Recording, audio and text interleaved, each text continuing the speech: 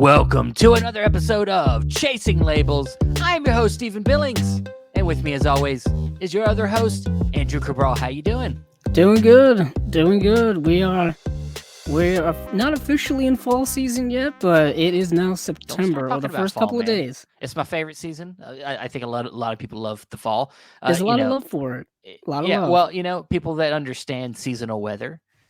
It's that time of the year where it starts to cool down a little bit when you're getting sick of the summertime. So yeah, it's a favorite of mine. Of course, I don't know anybody that doesn't love Halloween. So we're waiting for that, of course, as well. Yeah, Um, I what's interesting is that as we've gotten older, and I think our generation has gotten older, the love for Halloween and the fall has just exploded. yeah, it just I gets don't better and I don't better. know what it is. I don't know if there was just something about it when we were kids that's just ingrained in us, or maybe we've just come to appreciate it as we've matured Well, as adults. Who well, knows? I think there's a lot of reasons. There's obviously a lot of reasons to like that time of the year as a kid. Of course, Halloween itself, you're getting candy and getting to dress up. It's great. But as an adult, it's like, okay, the first thing that comes to my mind is the weather cools down, the grass outside doesn't grow as much, and then I don't have to cut the grass anymore. What is also Yeah, interesting is you bring up the whole dressing up and candy thing and decorations.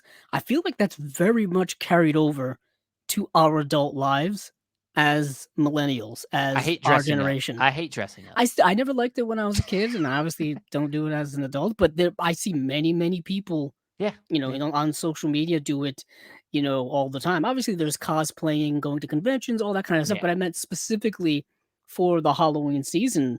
sure. It's very much a big thing for adults. More so than I remember it being for when we were kids. I don't remember a lot of adults of like our parents' generation like dressing up for Halloween and getting all into it and fall weather and pumpkin spice and all this kind of stuff. I don't remember being that big for them, but I know it's Well, big for us. our I think the world has gotten more immature and more. We as we a bunch of adults that are like half adult, half kids nowadays. It's not. Well, I did bring up that whole idea that I think our generation is trying to hold on to things of the past a lot more so than previous generations. I'm A running lot with a, the a past. lot of it is due to the fact that we have so much access to it, like literally, Sure, we you can't know, get rid of it. Yeah, music, movies, television, clothing, um, all kinds of stuff that we grew up with. You Is still accessible. You know what I mean? It's not and we just gone. can't leave it alone. We We just you can't. know we can access it anytime we want, which is very fascinating. And it could lead to a lot of people in that whole arrested development um, type of psyche, or it could just be people loving the things from the past. I mean, obviously, I talk about that, yet I'm surrounded by things that I've loved since I was a child. Things like superheroes, Star Wars, Lord of the Rings, Teenage Mutant Ninja Turtles. They had a new movie in the theater. I went and saw it. I mean, like, I say those things, yet I am probably also one of them myself. I'm literally staring at a Looney Tunes themed Bugs Bunny clock right now off Yeah, screen. So it's like it's all around me. um, Very interesting. But you know what is also all around us, Stephen? Movies. at least I know we are in us. Literally, yeah. I don't know about Yes, all our listeners, but we have movies all around us. we Yes. do. I'm pretty sure many of our listeners do. This is spine number 114, episode 114, and we do have some things that we forgot to talk about last week that I wanted to just get through at the beginning of the show. Some Just announcements shoot we it in there. completely forgot about. Yeah. A couple of prominent ones, or prominent ones to our listeners and prominent ones to ourselves. First up, I think foremost being another announcement from Fun City Editions, which is a label that we've been talking about so much since the very start of our podcast.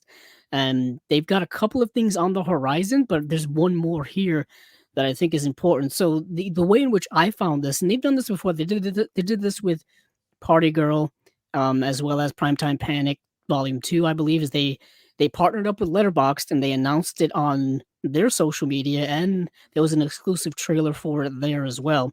So you can still find it if you go to the Letterboxd um, Twitter or other social media. You have to scroll down all the way back to August 24th. But Fun City is putting out the Richard Dreyfuss starring film directed by Ted Kochev, The Apprenticeship of Duddy Kravitz. Um, an interesting film from 1974. It was a film I had never heard of, and which is, I guess, kind of on brand for Fun City. Would you say Well, so? I mean, I think honestly, I think about Richard Dreyfuss, the '70s. It feels exactly like a movie that Fun City would put out.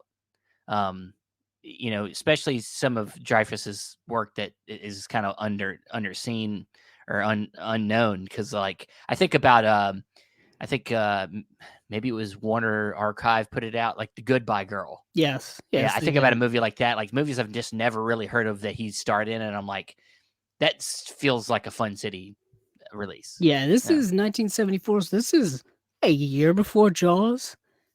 yeah, A couple years before um Close Encounters that he was also in. This is even 3 years before The Goodbye Girl. This is a year after American Graffiti.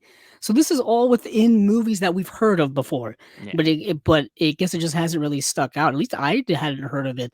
And it's an interesting film, dealing with kind of a character that I do expect um Richard Dreyfuss to play. Like, it feels like a Richard Dreyfuss character. So the apprenticeship of Duddy Kravitz, the synopsis is that he plays this young kind of he not immature, but he's kind of trying to find his place in the world. He's this young, from a working class Jewish family in Montreal. So this is the official IMDb synopsis. In a bid to gain respect, the neglected younger son of a working class Jewish family in Montreal embarks on a series of get rich quick schemes to buy land surrounding a lake. And that is pretty much what this movie's about. He becomes enamored or obsessed with buying this land around the lake and then somehow, some way developing it and then making money off of it.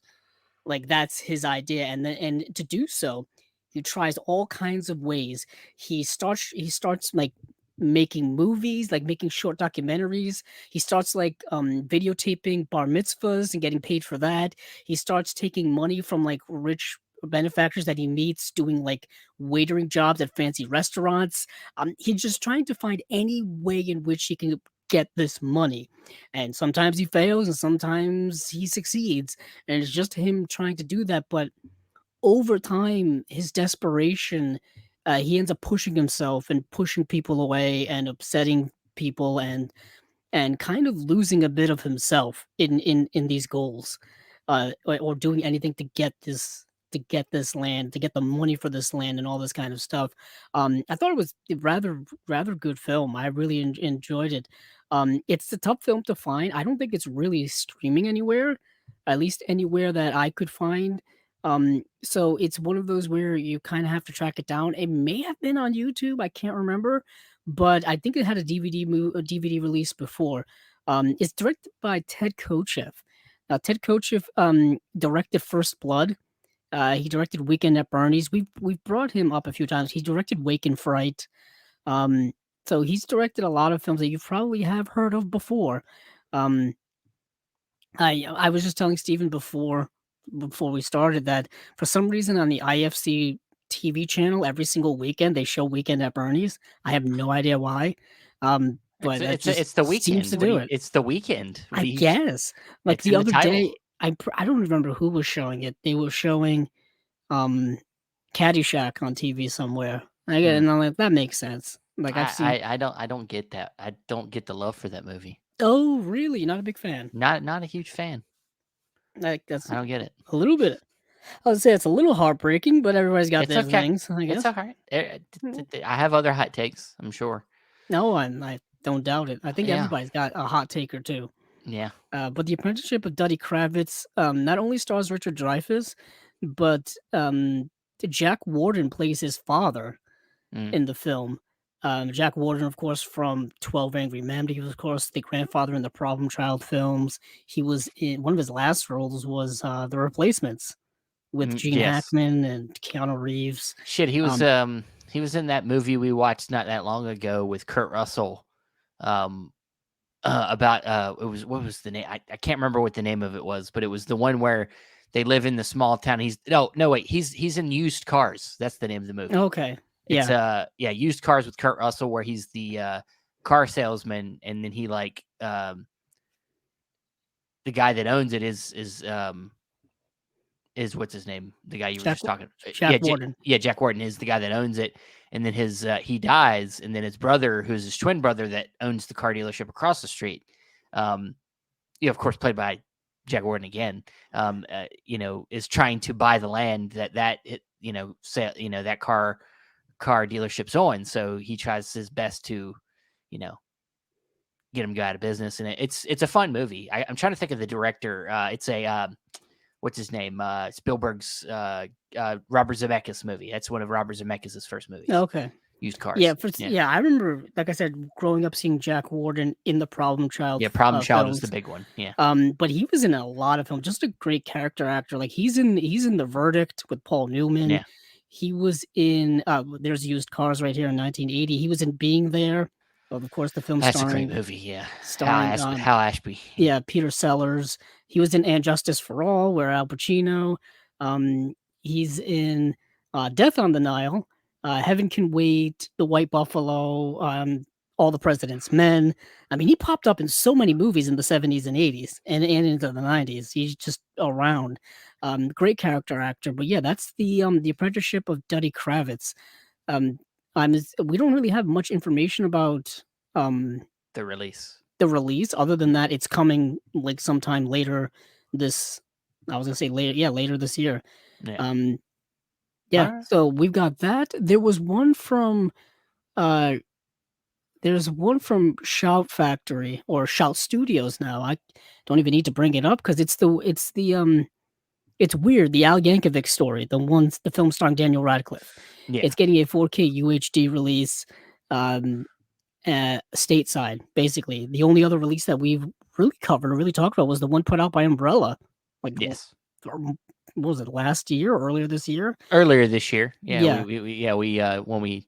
It was part of our a little haul that Oh yes, you did get a copy. Yeah, I got a copy too when our man from Umbrella came on, and he graciously I'm forgetting his first name, but Harrison was his last name. Yes. But Ari Harrison. Yes, that's it. Yeah, you got it. I don't think I ended up getting it. But I got, of course, some other great stuff as well. But this is coming here stateside. This is coming out, let's see. Oh, December 12th, I believe is when it's coming out. Or it says on their website, ships by September 12th. So later this year, UHD edition. So those of you who already bought it, I guess, you can upgrade. I don't know that this is gonna have features. I know that the other one didn't really have anything on it. So I had a whole list of features for this, and I have no idea where it went. But I ended up enjoying the movie for what it is. It's not a biopic. I think people were expecting it to be like some type of biopic about Weird Al, and it's a spoof of a biopic, which is so appropriate because all of Weird Al's career has been based off of spoofing things and satirizing things. Exactly. Music and pop culture, really. Yeah. So there's that. What was the other one that? Talk to Me. Yes, Talk to Me. So, so. No, talk to me, Andrew. Jesus, I'm talking to you're you. dead air. Talk to me. I am talking to you.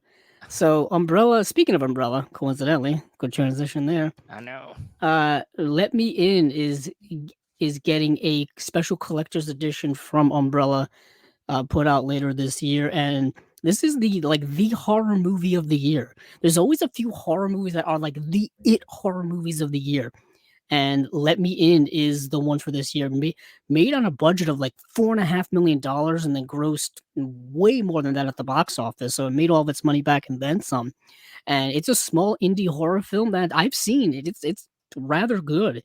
It's good for, I think, for what it is and what it's going for. It is a little cringy. For those of you who don't know the premise, it's once again young, immature, dumb people doing dumb things, messing around with stuff they shouldn't mess around with. And they are unfortunately like summoning spirits that they shouldn't be summoning, messing around with spirits they shouldn't be messing around with. And of course, bad things happen. And it's really it's a solid film. So if they're releasing a special edition that comes with the actual not proper replica of the statue, of the hand statue that's in the movie. In the movie, there's this like mortified, like severed hand slash arm that you have to grasp in this ritual that you do in order to commune with the spirit world, and basically you have to say talk to me, and it and the spirit comes. So they're giving you like a replica of that hand and that Okay. hand and arm attachment. So here's the special synopsis. When a group of friends discover how to conjure spirits using an embalmed hand, like I was just talking about, they become hooked on the new thrill until one of them goes too far and unleashes terrifying supernatural forces. It's got that Flatliners vibe. You know what I Gotcha. mean? Messing with death, messing with things that are beyond your control, and then to do so just for the rush of it, for the excitement of it, and then things backfire on you. That's Stupid. dumb kids. I just I watched I guess this is somewhat I haven't seen the movie yet, but it's somewhat of a possession movie, I would say, right? It's got some of that in it, right? Right. Um I just watched the Pope's Exorcist, Ah, the yes. Russell Crowe film. Russell Crowe, Yeah. I based find on a true story, based on a true guy. yeah. Um, Yep. I didn't mind the movie actually. It It's is. fine. I think it's streaming on It's on Netflix right now. Netflix. Yeah, that's where I watched it. Yeah. Um, there's one moment of the movie where he's driving a Vespa through the countryside, and Yes. it looks, Hilarious. and it looks, And it was it red looks and baffling. white.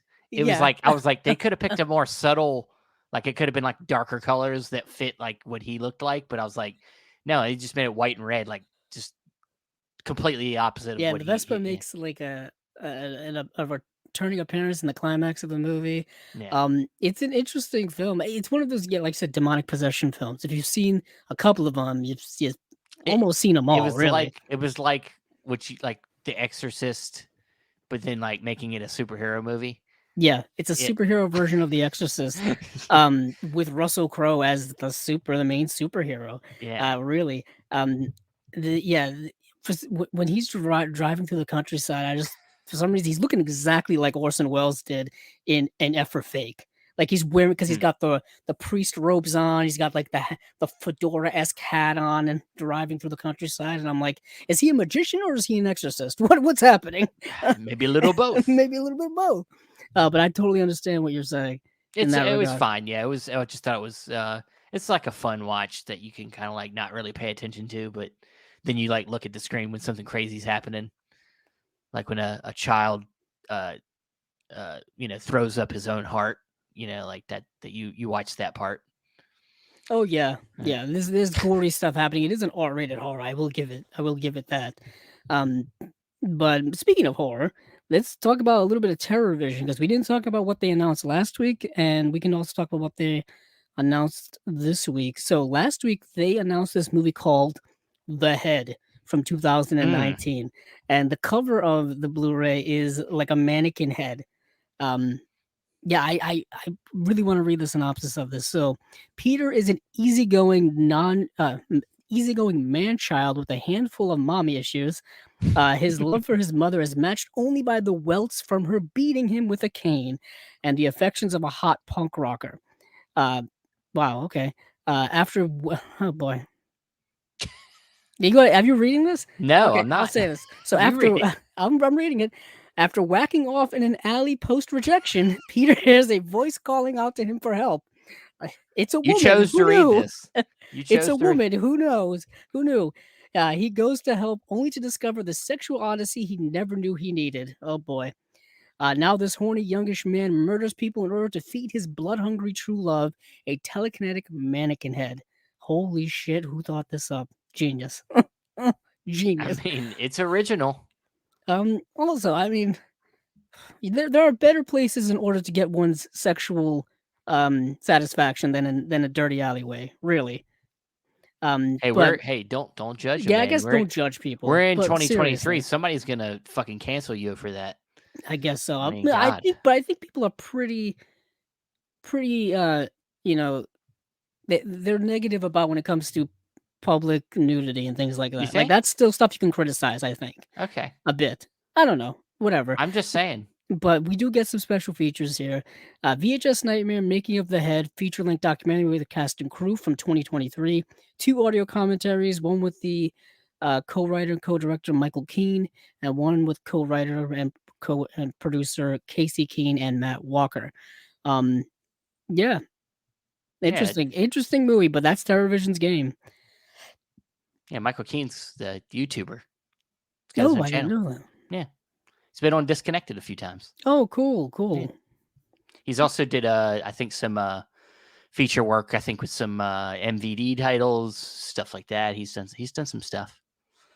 The name So actually does sound familiar now yeah, that he you also brought did it up. he presented on our last year's Shelf Shock Oh, Rewind. yes. Yeah. Yes, exactly. Yeah. Alright, that's pretty cool. But what is also kinda cool, I guess that's a transition, this is a bit of a re-release that was announced this week. It's the WNUF Halloween Special Blu-ray, with a new 2023, slip, which is being marketed as a vintage ad variant slipcover. So you can once again, if you already ordered this when TerrorVision was at Vinegar Syndrome, part of their partner label line, and you just want the slipcover, you can just order the slipcover. If you want the movie and the slipcover, you can also order that together as well. So they give you options, which is really cool. And we talked about this actually when it was announced, way back when it was on at OCN. For decades, film collectors and lovers of esoteric cinema have sought it out, and now the search is over. Originally broadcast live on October 31st, 1987, the WNUF Halloween special is a stunning expose of terrifying supernatural activity that unfolded at the infamous Weber House, the site of ghastly murders. Interesting. Local television personality Frank Stewart leads a group of paranormal investigators, including a Catholic exorcist, Father Joseph Matheson, and a prolific husband and wife team, Lewis and Claire Berger. Together, the experts explore the darkest corners of the supposedly haunted Weber house, trying to prove the existence of demonic entities within. Oh, interesting. All So right. yeah, so that's that. Runs about 83 minutes long.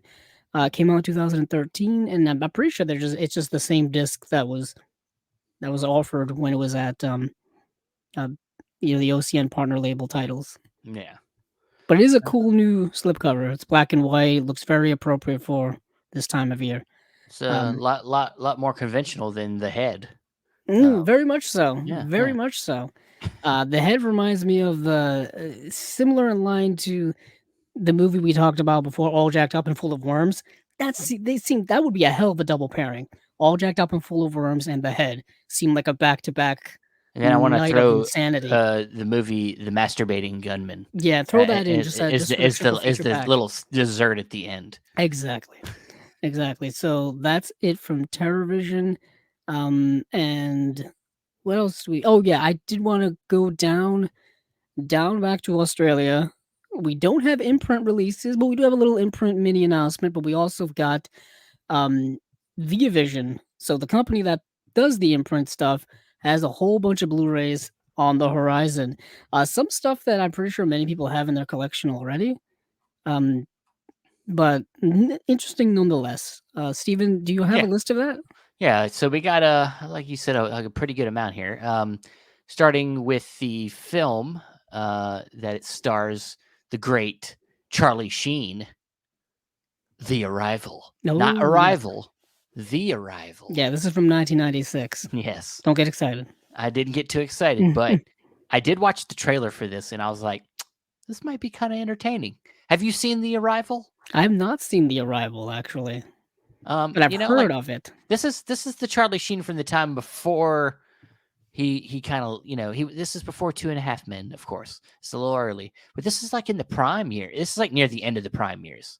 He was in like I think Major League, not too. Yeah, this was the major league years, the Yeah, 90s. yeah, yeah, yeah. Um, He did some the Hot Shots movies in the 80s, and then he was starting to get crazy. I think around this time, I think the drugs were starting to catch up. But yeah, I mean, I like movies like this. I like movies like Contact and And that's what the trailer reminded me of. It kind of made me think of the movie Contact with Matthew McConaughey and Jodie Foster. Well, it is dealing with Yeah. connect like literally it is dealing with contacting aliens. Yes. Um, Yes. yeah, so radio astronomer Zane Zeminski becomes intrigued by some strange wavelengths and noises he picks up over his transmitter. When he alerts his boss to his findings, he's immediately fired. Damn it, that happens. God. Zane decides to conduct an investigation on his own, tracing the sound waves to a Mexican village. After some research, he discovers a power plant that turns out to be the headquarters of some very deadly extraterrestrials. Mm. It just happens. It just It just happens. happens sometimes like that. I So mean, this, watch X Files. yeah, yeah, really. Um, and I remember this movie came out on Blu-ray from Lionsgate back in 2009, and I remember people talking about it back then. It's directed by David. I never can pronounce his last name. David Twohy, Tui. Twelve. Tui. Yeah, Tui. and I remember him coming up a few times because he directed, I believe he wrote and directed both The Fugitive and Pitch Black, and yeah, if I Okay. remember correctly. Um, Interesting. and yeah, he directed Pitch Black, he directed Chronicles of Riddick, and he directed Riddick. So So those he's three all films. about the Riddick stuff, huh? Yeah, I guess Yeah. so. So he didn't he only wrote The Fugitive. He didn't direct The Fugitive. I know he didn't direct it. Yeah. Yeah. But I kind of want to check this out to see how it is. I love a good alien conspiracy film. Along with that, we got another movie here that seems to be about aliens. Communion from 1989, sci-fi horror based on the book by Whitley Stuber, and stars Academy Award, SAG Award winning actor Christopher Walken. And directed by Felipe Mora, which is it's a big name and Australian director. Yeah, Oh yeah, he directed Mad Dog Morgan. yeah, yep, He also directed The Return of Captain Invincible, which yep. I actually really like. That has I do too. a Yeah, the Severin release. Severin release. Yeah, You can actually watch that whole movie on YouTube right now if you so choose to out there. superhero musical like weird Yes, it is. movie. Starring the late Alan Arkin Okay. as a superhero who's been exiled essentially. Um, yeah, so that's interesting. Yeah, Christopher Walken, he was doing a lot of weird things in the 80s, but that makes sense. Makes Yeah, sense. yeah. But all right. Well, also we got a wrestling movie, the 1999 a documentary called Beyond the Mat, which is one I've heard a lot about, but I don't think I've ever seen. I know it's kind of one that's set in the era that I grew up watching. Ones with wrestlers like Mankind and The Rock are in it. Have you seen Beyond the Mat? I have not seen Beyond the Mat, but I know of Beyond the Mat. Typically now, at least over the last several years, there've been so many wrestling documentaries and podcasts and TV like docu series I all mean, about the behind the scenes stuff that goes on in the world of professional wrestling, the WWF/WWE and all that kind of stuff, that whole history. Just a lot of like the stories that yeah. go on behind the scene are more entertaining than the stuff that was put on screen at the Well, time. At least I think. the what goes into being a professional wrestler is a lot. I mean, not only the strain it puts on these guys' body, what they go through. It's and emotionally too, like, but what that dealing with that stuff has caused people to, either have like tragic ending, tragic things happen in their careers and in their families and things like that. It can be really interesting. And, we've had a lot of wrestling stuff coming. We had the one from Well, the Bret Hart one, the Bret Hart. That's what I was thinking of from one put out by CIP. Canadian International Pictures. Yeah, and I think we had a couple other ones. Oh, we But had yeah, the one about Glow, the yeah, Gorgeous Ladies Glow. of Yep, Wrestling, yep. which was streaming on Netflix for a while, especially when that Glow television series was on there. That brought about a lot more notoriety to that. Even on the the Hitman Heart Wrestling with Shadows, This actually, I think this also has like another documentary on it as well from CIP. Yeah, so Beyond the Mat was kind of one of the early ones that was in the vein of all this. Yeah. It's the way the synopsis goes on IMDb is a heartfelt documentary focusing on the day to day lives of professional wrestlers, some on the rise, some on the wane, and others fighting for their lives. And this was 1999, so this is 24 years ago. So much has happened in the Yeah. last 24 years. Let me put it this way: in 1999. The Rock was considered a rising star. Like he hadn't even Yeah. become a star yet. You know what I mean? It was really, really early on for all of that for a lot of superstars that we know now, and then some had come and gone. But yeah, it's very fascinating. But that's one of the ones that's very, very well known. But moving on from there, we got some other things. Yeah, we got one that's been announced, one that's been put out many, many times. Army of Darkness, Yep. Once the again, third, yeah, the Sam third Raimi stuff film. gets put out by everybody everywhere. Yeah, Shout just put it out. Of course, Studio put it out, I believe, multiple times. Um, yeah, we don't have to tell you anything you don't know Yeah, about it. It's the yeah. third film in the It's Evil third Dead. movie.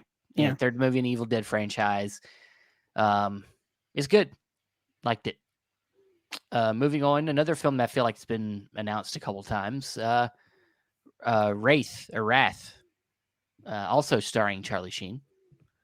Um, yeah, Yeah, kids. this is It's one of this them is good '80s kids movies. Kids on bike. 1986. Yeah. Right.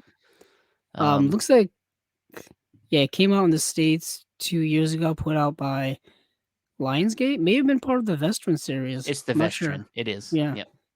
Um yeah, so that's that. And then we've got some other ones.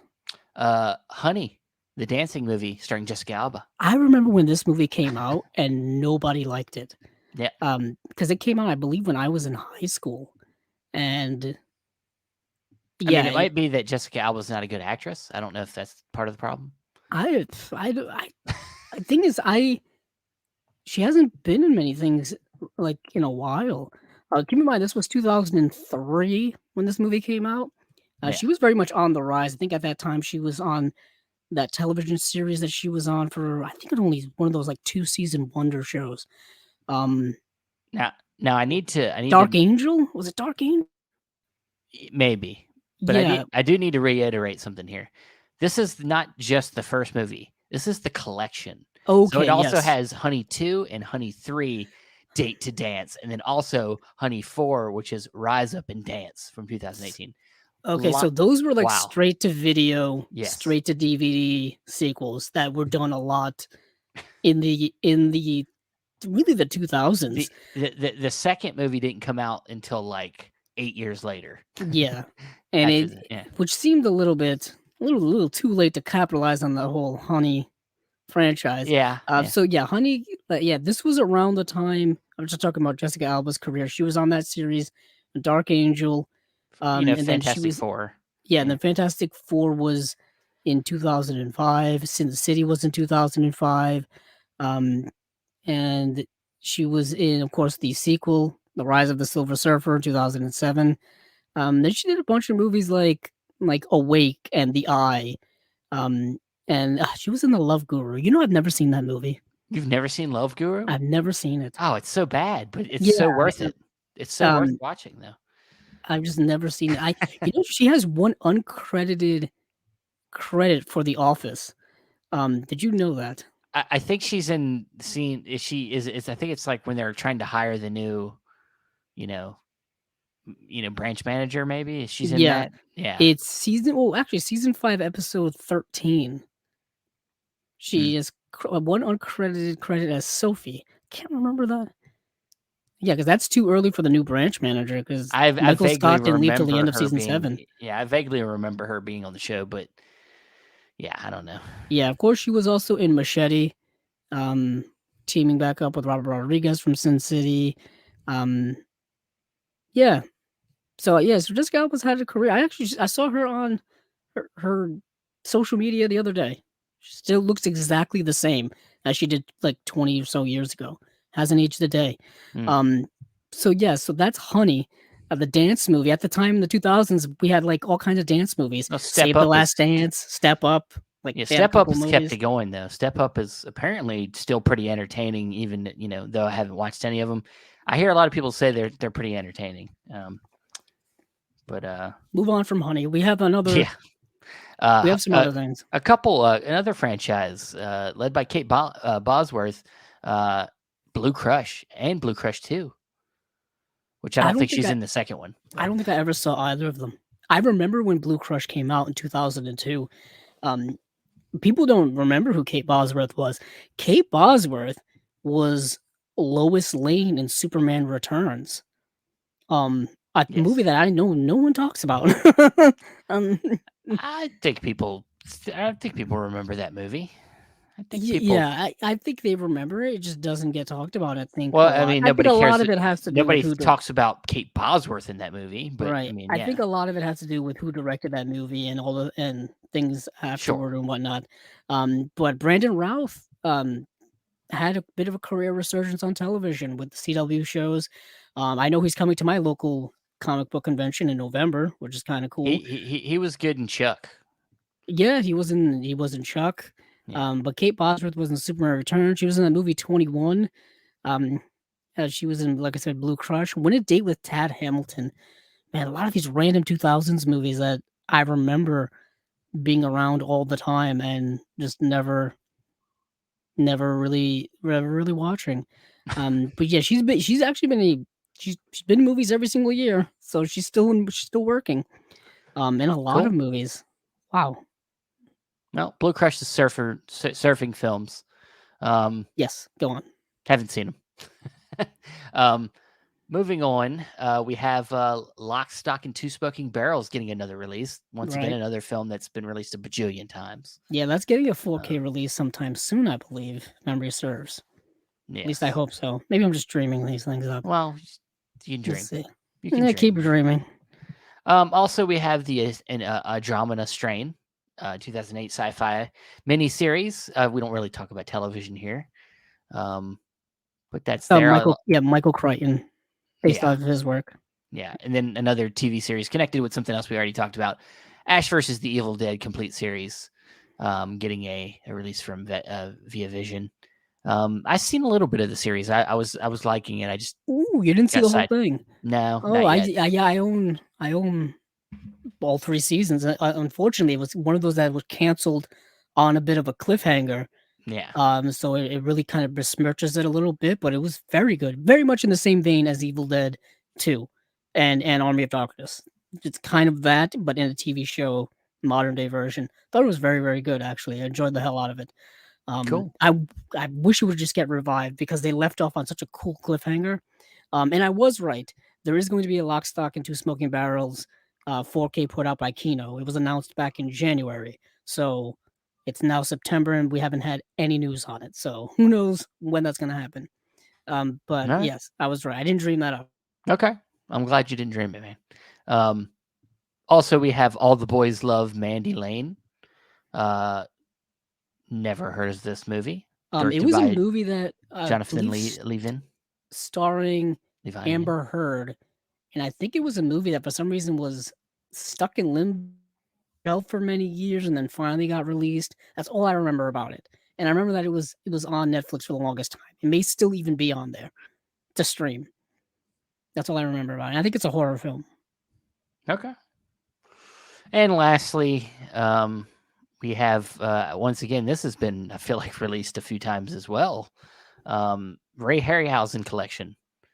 Um, I think has had, you know, didn't indicate. Well, of course, Indicator put out a couple sets. I believe it was put out by somebody else as well. This Yeah, exact set.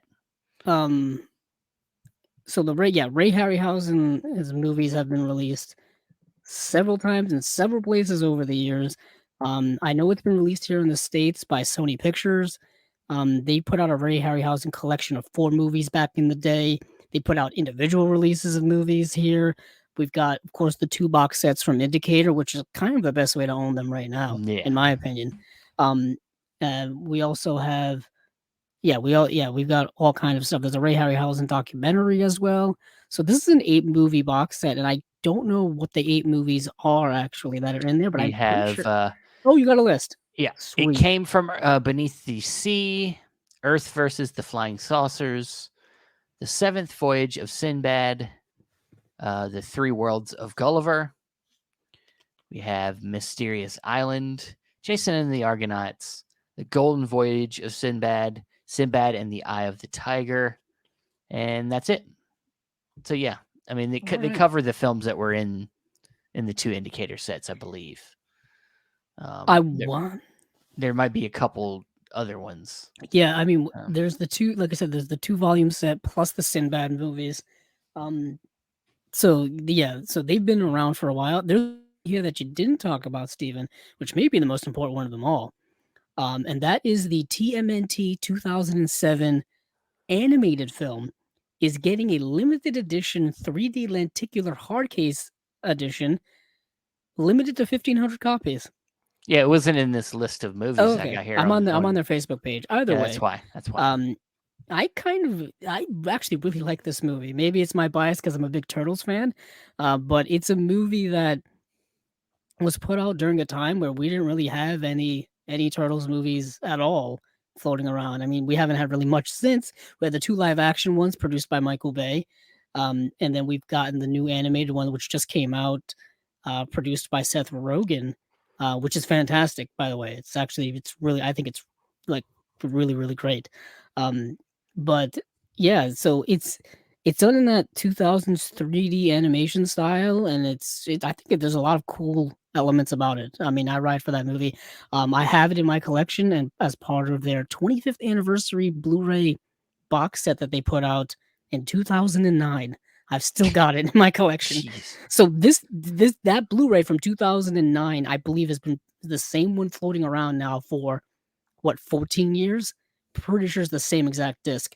Actually, it may have actually came out before that because the movie came out in 2007, so that disc may be even older than that, but it's the same one that's been kicking around for years. Um, they've done really nothing to it, you know what I mean? So I don't think they're doing anything to this one other than giving it a cool hard case edition. But that's it from Via Vision, and all those kind of random releases. But we've got some other things here from Imprint themselves. So we already got a box of Burt from Umbrella, and now we're getting a little bit of a box of Burt from Imprint. We're getting. It looks like for right now, all they've announced is coming soon from Imprint is a 3 movie set. You know their Film Focus box sets that we've been seeing, Steven. Yes. Jessica Lange, um, um, Gene Hackman. Gene Hackman, Jennifer Connelly, et cetera, et cetera. So we're getting one for Burt Reynolds, and it's coming with White Lightning, Gator. Once again, White Lightning and Gator making an appearance on the podcast, and then the movie Hustle. So films from 73, 76, and I 75. I think all of these were just announced by Kino. Yeah, Even I want to Hustle. see if Hustle's been out already. Um, um, Yeah, Hustle has been out by Kino since this past May. Yeah. So, and we just got announced that they are re-releasing White Lightning and Gator in new editions coming out soon. So you can get these from Kino, or you can wait and get these from Imprint. Yeah. Imprint and Kino seem to be tagging each other back and forth, like they're high fiving across the seas. Of like, Well, you put yeah, out that, I'll put it out too. You put out that, I'll put it out too. It's like a global patty cake they're playing. it's That's an image there, it's isn't one it? way to look at it. Yeah. Yeah, it's an image there. But I just feel like that's the way. Like, how many times have we seen this where one puts out one and the other one puts it out like the same release, the same time? Um, yeah, but they're also putting out Alberto Di Martino's The Antichrist from 1974. They just add that in here, so that's a limited edition new 4K restoration from Studio Canal with brand new special features. Now we've got no info. I don't think we have any info about the Burt Reynolds thing yet. Um, but yeah, so that's it from Imprint and Via Vision combined. Let's see. I'm trying to keep up with everything. Oh, let's go to Kino. Why not? Okay. That's it. We brought them up. Let's talk about them. They didn't have much this week, although they did have the earliest announcement of the week, and I was able to watch it. And November 14th, they're coming out with a movie called Neon City from 1991, starring Michael Ironside and Vanity. Vanity being from the movie Purple Rain, starring Prince, which I actually watched for the first time a couple of weeks ago. First of all, that movie needs a Blu-ray re-release desperately because that Blu-ray did not look very good, and it's also a Blu-ray from like the mid to late 2000s. It desperately needed it. Come on, Warner Brothers, get it together now. But yeah, so this movie is an interesting film. You can watch this right now on Tubi. It is in the wrong aspect ratio, and it is in a derelict quality. Quality from perhaps an unremastered DVD from 20 years ago. That's kind of how I would describe it. And it's not. I don't even think it's a terrible movie. At least it had me entertained. But it's a movie that's a dystopian film similar to Mad Max. You could even consider it a Mad Max rip off. Some people, even in the synopsis on IMDb, calls it a Mad Max clone. So it says Mad Max clone in the not too distant future about a group of people trying to escape to a safe haven called Neon City after a solar disaster that has decimated the Earth. So this is 1991. Uh, People are all worried about the ozone layer, and here comes this dystopian film. Which guess what? The ozone layer was destroyed in some type of scientific laser thing, and people are living in just deserts now, derelict deserts.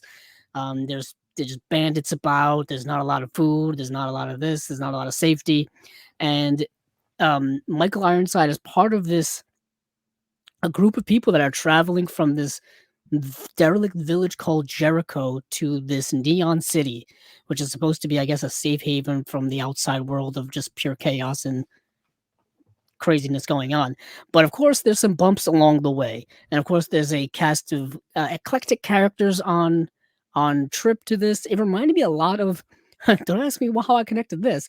John Ford's Stagecoach with from the 30s Whoa. with Whoa. with John Wayne. It's just like trying to get from one place to another and just you know bad things happening in a Western style because it feels very Western because they're just out in the desert and stuff. It's a Why weird why movie. not Mad Max Fury Road Yeah, I guess because Mad Max Fury Road is so much better. Yeah, yeah. And in a way, it is very much similar to Mad Max Fury Road. You got a bunch of people trying to get someplace, and then bad things happen to them along the way. They got to overcome it, et cetera, et cetera. But we got Michael Ironside just holding the whole movie on his shoulders, on his shoulders, carrying the film. He's got an iron side. Yeah. He does, and he's showed up in a lot of these types of movies, man. And he always brought it like 100%. Like you can tell, this is very much a low grade B sci-fi movie from the early It was as 90s. soon as I saw this, I was like, this got to be doubled up with Mindfield. Yeah, yeah. Minefield is probably a better film, actually. And Minefield is also, didn't we call it like kind of like a Scanners Yeah, the Scanners ripoff, sequel. Yeah. if you will? You called it a sequel. I The called it kind of secret rip and drop. sequel to Scanners. Um, yeah, some other actors in here that maybe people are noticed. Like I said, is Vanity, who was in Purple Rain.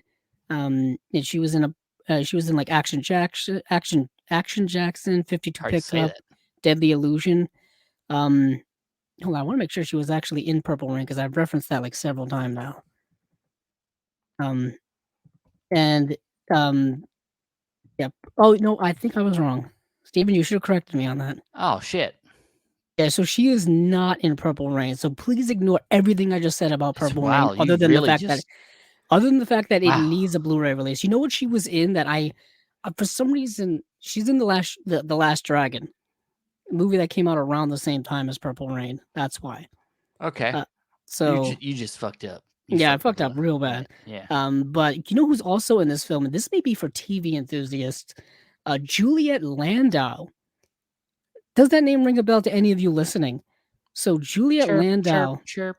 yeah, she is in. First of all, she's in the movie Ed Wood. Secondly, she was in Buffy the Vampire Slayer and the spin-off show Angel as Drusilla, who was one of like She was like part of Spike's um, team on Buffy, and she was more so an Angel, but she was in both of those series. And um, yeah, I remember her. I think I may follow her on like Instagram or something, but she was in a lot of films back then, in the '90s and stuff. She was very young in this film. She plays kind of this um like kind of pampered rich girl. Like you always need like a pampered rich person like mucking it up with the regulars on like a stagecoach or a train or a plane or something. Someone who thinks they're above it all and they got to get their hands dirty and like shoot a gun or something. Well, that's her character in this film. That's her Okay. character in this film. So that's Neon City. I hope that they did some type of miracle work to make this movie look much better than it does on Tubi, because it would be a small miracle. So that's the first release we got from um, Kino this week. We did get a full on article here. I do want to mention there's a full on article that you can find on their Facebook page, which talks about Kino Cult, which we already talked about like was it last week or the week before, Steven? Yeah. Yeah. Where Yeah. we talked about like they have the first like 3 or 4 release announcements already that are on the horizon. So those are all coming. This is just kind of a breakdown of what they're doing with all of that and their reasoning behind it and all that kind of stuff. But moving on from there, we've got coming on Blu-ray in 2024, so we're already looking into next year. Kino Cult, speaking of which, in partnership with Something Weird, giving us brand new HD masters from 4K scans of the original camera negatives of 2 cult classics starring Betty Page. We've got Verities from 1954, and we've got Teaserama from 1955. Um, yeah, art. It says art not final. There's really not any art here to look at. So yeah, so the pinup queen herself, Betty Page, is some of her films are getting released on Blu-ray through this Kino Cult line, which I guess it's that they're doing that, but it gives them license to put out Betty Page films, put out Jess Franco films, to kind of go off book, and do whatever the hell they want. With their Kino, man, they do. They They've already kind of do proved. that They've already anyway. proved that. Yeah. They kind of do that anyway. Yeah, Teaserama and Verities are both films from, like I said, 54 and 55. So, Verities, the legendary pinup queen Betty Page stars in a marvelous burlesque show alongside 50s icon Lily St. Cyr, Bobby Shields, Chris Lee, Chris Lynn, and many others. Okay, so that's not much of a plot synopsis, but we've got some stuff. Then Teaserama is a collection of numerous burlesque acts from the 1950s, including strippers and cult character Betty Page introducing the acts. Okay. All right. So let's see what else we've got here from Kino as I scroll back. Ah, yes, and here we've come to it at last. Once again, Stephen, things have some strange things have been afoot at the Circle K. Um, Another remastered Blu-ray release that they have put out over the last several years is getting a 4K UHD upgrade, and this time it is the Clint Eastwood starring film Play Misty for Me, also starring Jessica Walter. As someone who owns this in their collection, the remastered disc from Kino, I hate them for doing this, but I knew it was going Yeah. to happen. Um, yeah, uh, it's frustrating. Frustrating. Well, Eh, you know, yeah. At a point, you gotta just be like, it's par for the course. You how know what I how mean? how how much crisper do I need my movie to be? As long as the Blu-ray works, I'm sure it looks great. I'm Right. sure the Blu. Yeah. Yeah. Yeah. Directed by Clint Eastwood, starring Clint Eastwood. I believe this was his first directed movie. I believe you are correct.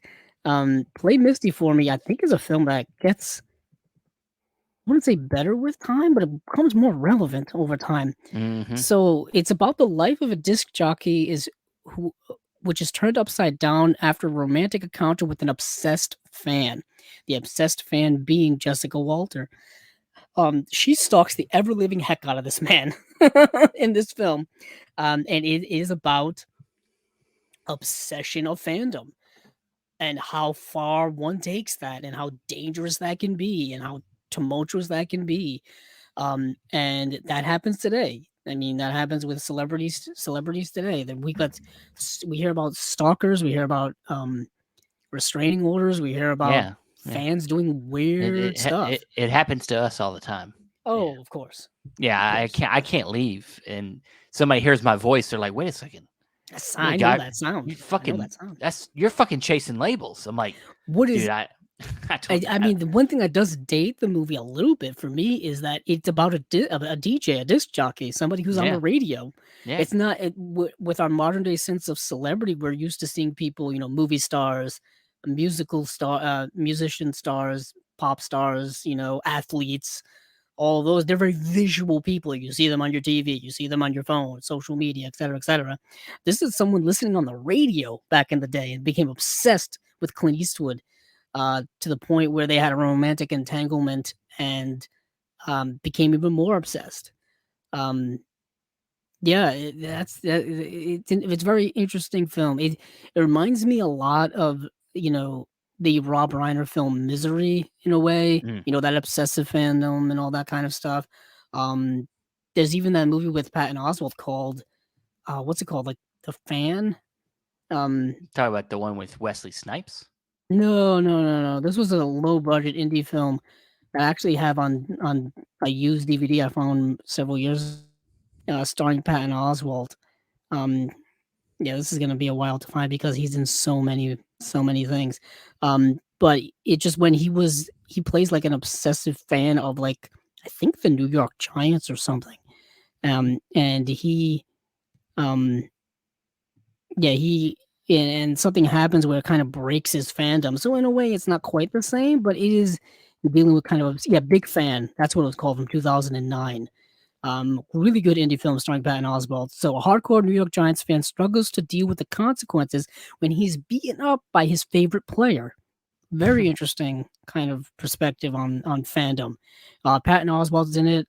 Kevin Corrigan is in it. Michael Rappaport is in it. Yeah, I remember when this movie came out. I remember when it came out.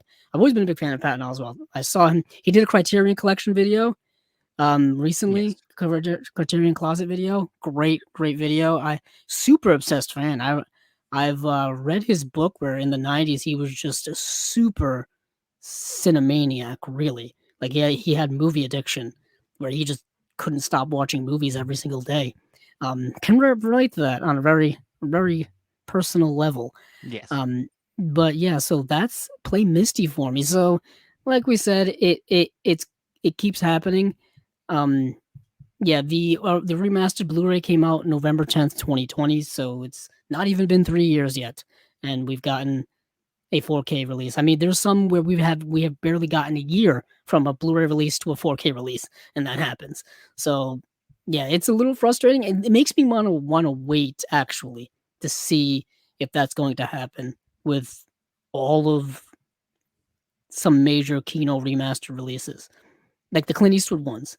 Like Yeah. I think the Beguiled is one that I don't think has a 4K release announcement yet, and that may be one I want to wait on to get because yeah, the Beguiled has one that came out the same day as Play Misty for me, that remastered Blu-ray. If they're just gonna put it out in 4K, I'm just gonna wait. You know, I mean, I would recommend people wait on Kino, wait on Shout Factory and Scream Factory. Those seem Hmm. to get the remaster, the re-releases more than anybody. So yeah, let's get out of Kino. Although they did have one more movie here, and we can't leave them yet, because um, November 21st, they're coming out with a movie called Toyland, starring Drew Barrymore, Richard Mulligan, and Keanu Reeves. Well, Um, so if you want to keep your Keanu Reeves collection up to date, you gotta get this movie. yeah. Um, and it was his birthday recently. Um, yeah, September 2nd, which was 2 days ago as of this recording. It was Keanu Reeves' birthday. Love that guy. Oh yeah. Talk about a career resurgence.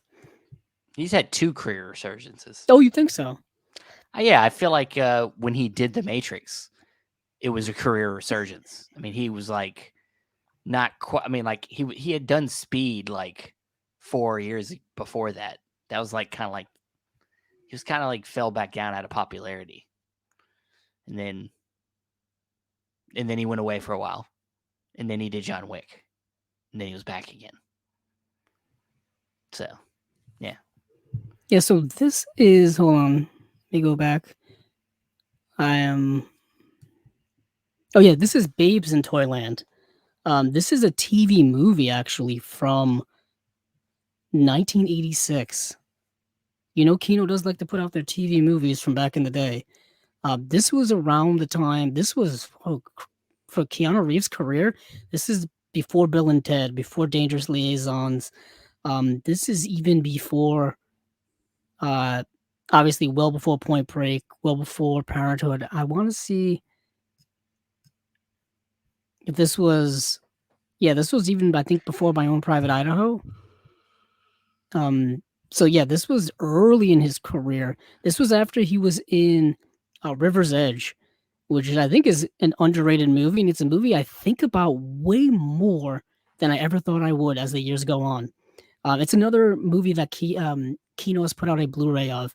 River's Edge is a movie that I think is so underrated, and there's so much going on in that movie that I think is rather timely. And it's we get again one of those movies about lost youth of a lost generation, kind of dealing with life in a certain way.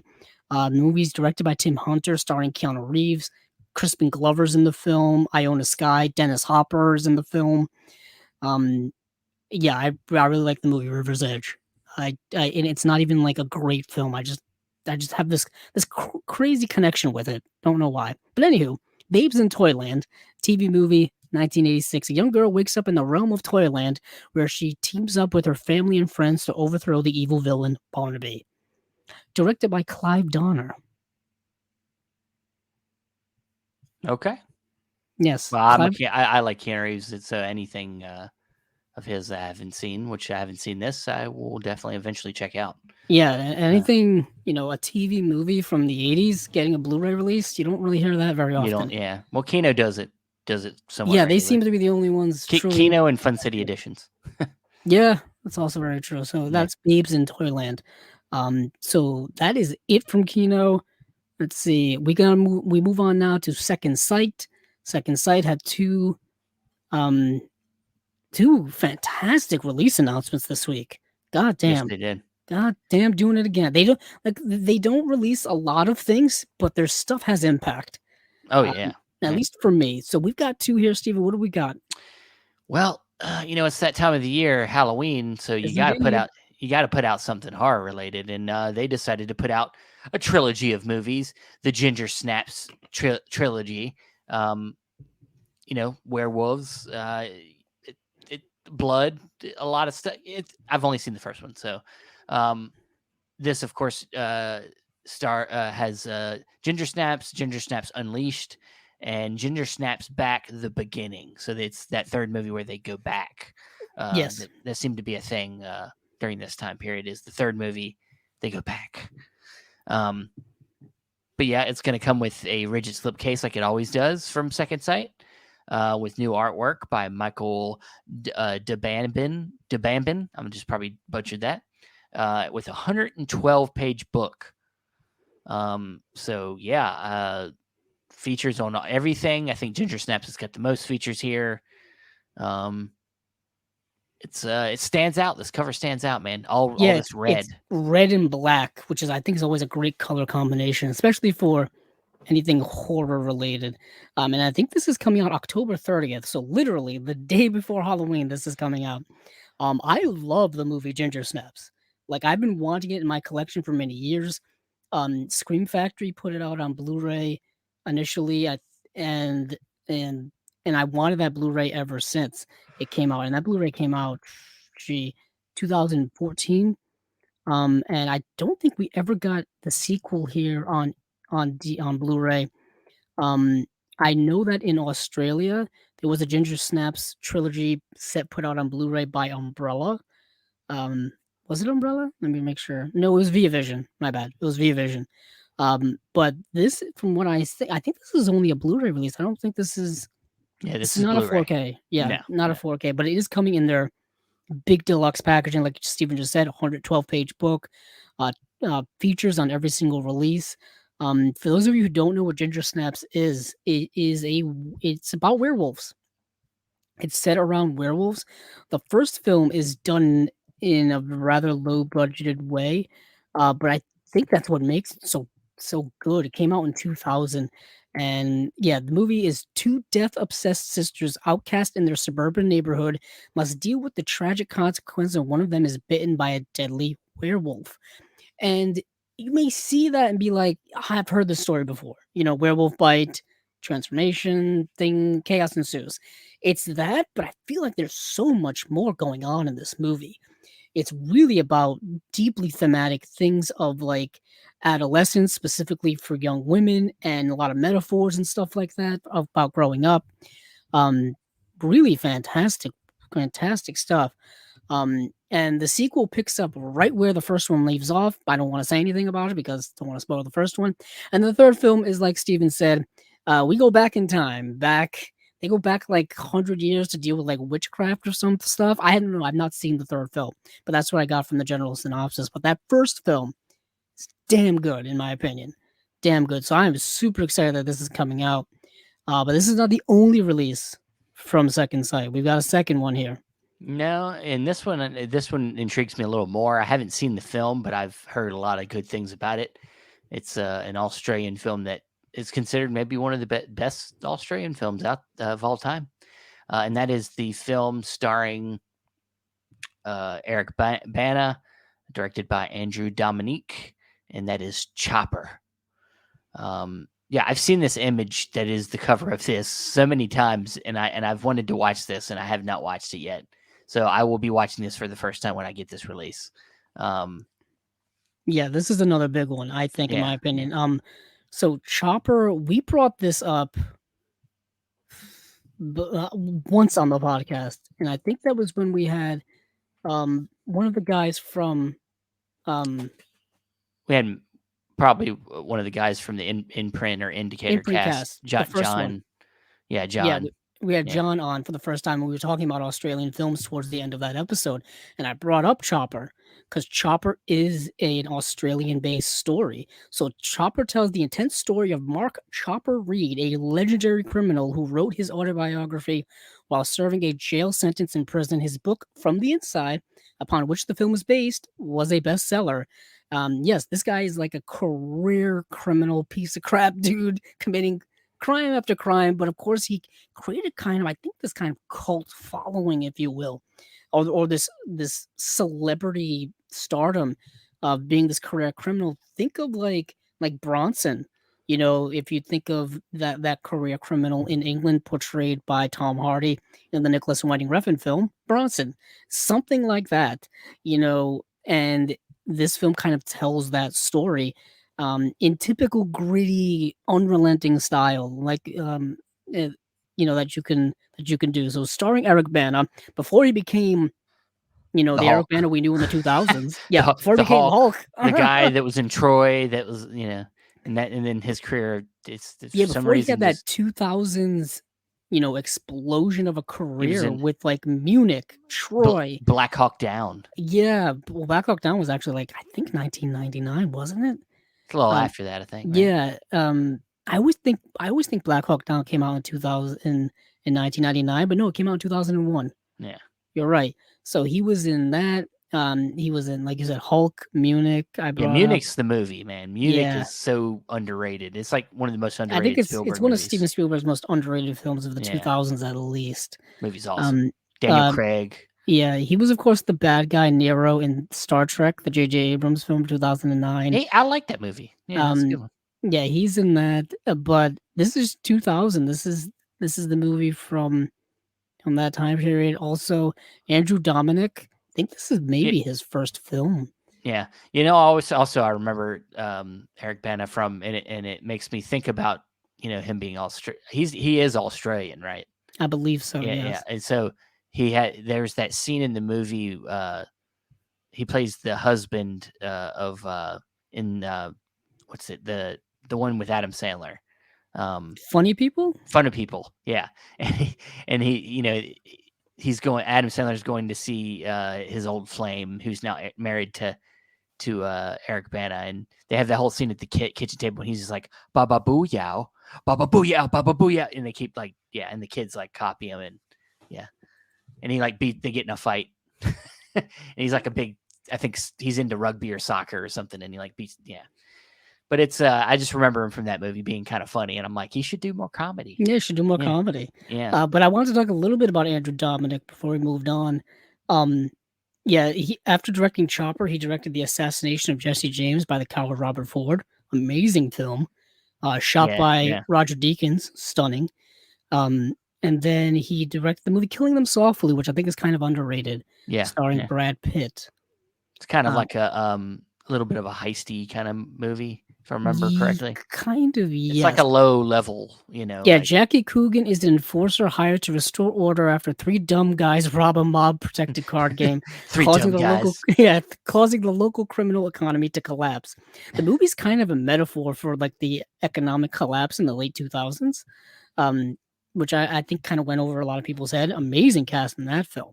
Um, it's a movie that uh, I need to revisit. It's got Brad Pitt, Ray Liotta, Richard Jenkins, Scoot McNairy, Ben Mendelsohn, the late James Gandolfini's in the film, Sam Shepard's in the film.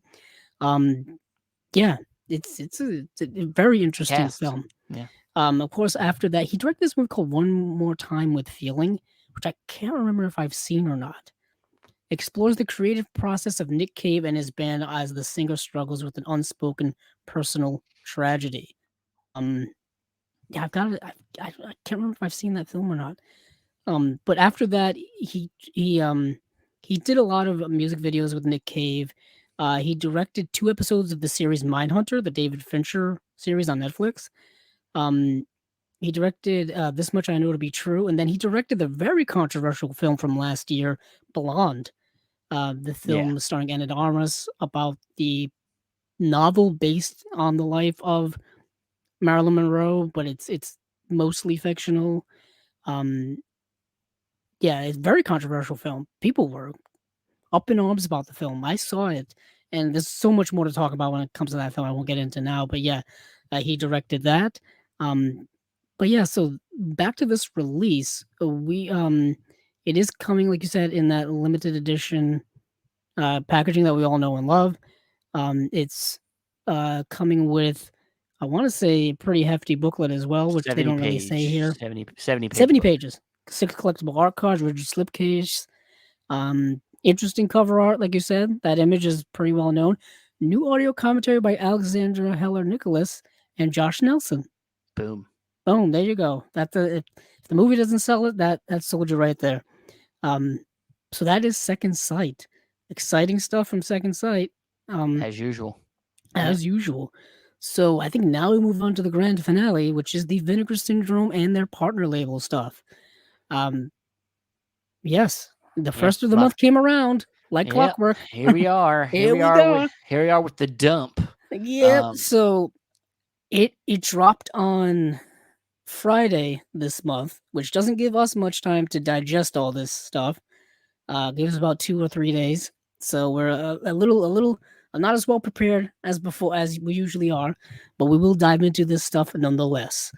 So we got 6 releases from Vinegar Syndrome proper, if I can count. And then we've got, I believe, 13 releases from OCN / partner labels. Yes. So Vinegar Syndrome, we have the film Arnold from 1973. From 1982, we have The Curse of the Screaming Dead, which I like that title. 1982, we have Ghost Nursing. 1991, An Eternal Combat. And then lastly, we have from 1980 to 1991, the films of Enrique Gonzalez Vadillo. So, yeah. Tell me what you've seen. Okay, so I think I've seen all of these. No. I saw Arnold. This movie is weird, funny, odd. So this is the premise here, just from straight IMDb.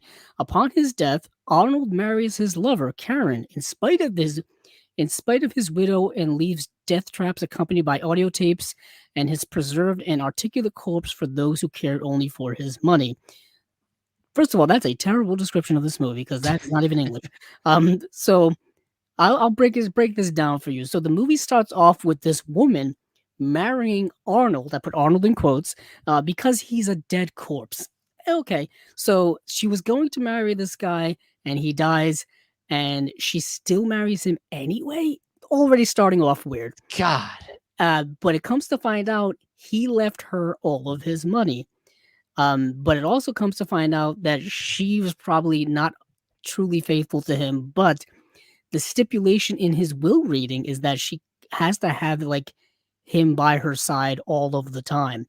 Um, I don't know what embalming fluid they used for Arnold, but he's around all the time. Hey, it sounds like a Weekend at Bernie's tie-in here. It is kind of a Weekend at Bernie's thing going on here.